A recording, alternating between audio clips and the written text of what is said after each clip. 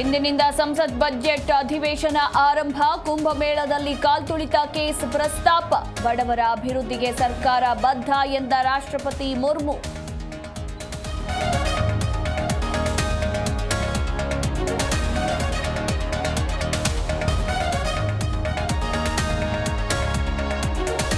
Finance ಕಿರುಕುಳ ಕಡಿವಾಣಕ್ಕೆ ಸುಗ್ರೀವಾಜ್ಞೆ ವಿಳಂಬ. ಕಾನೂನು ಅಧ್ಯಯನ ಮಾಡಿ ಹೊಸ ಕಾನೂನು 2 ದಿನಗಳಲ್ಲಿ ತೀರ್ಮಾನ ಎಂದ್ರು ಪರಂ.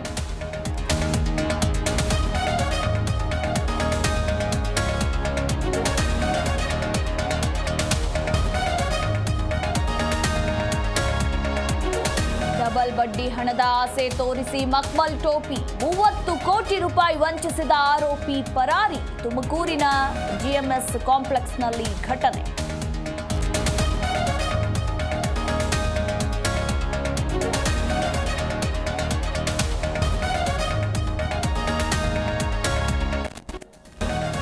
ಕಾಲ್ತುಳಿತದಲ್ಲಿ ಮೃತಪಟ್ಟ ತಾಯಿ ಮಗಳ ಅಂತ್ಯಕ್ರಿಯೆ. ಬ್ರಾಹ್ಮಣ ಸಂಪ್ರದಾಯದಂತೆ ವಿಧಿವಿಧಾನ ಪೂರ್ಣ.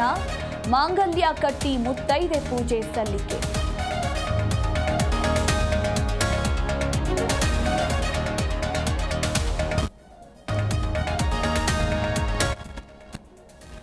ಬೆಳ್ಳಂ ಬೆಳಗ್ಗೆ ಲೋಕಾಯುಕ್ತ ಅಧಿಕಾರಿಗಳ ದಾಳಿ. ಬೆಂಗಳೂರು, ಬಾಗಲಕೋಟೆ, ಬೆಳಗಾವಿಯಲ್ಲಿ ರೇಡ್. ಕಡತಗಳ ಪರಿಶೀಲನೆ. ಭ್ರಷ್ಟರಿಗೆ ಬೆವರಿಳಿಸಿದ ಅಧಿಕಾರಿಗಳು.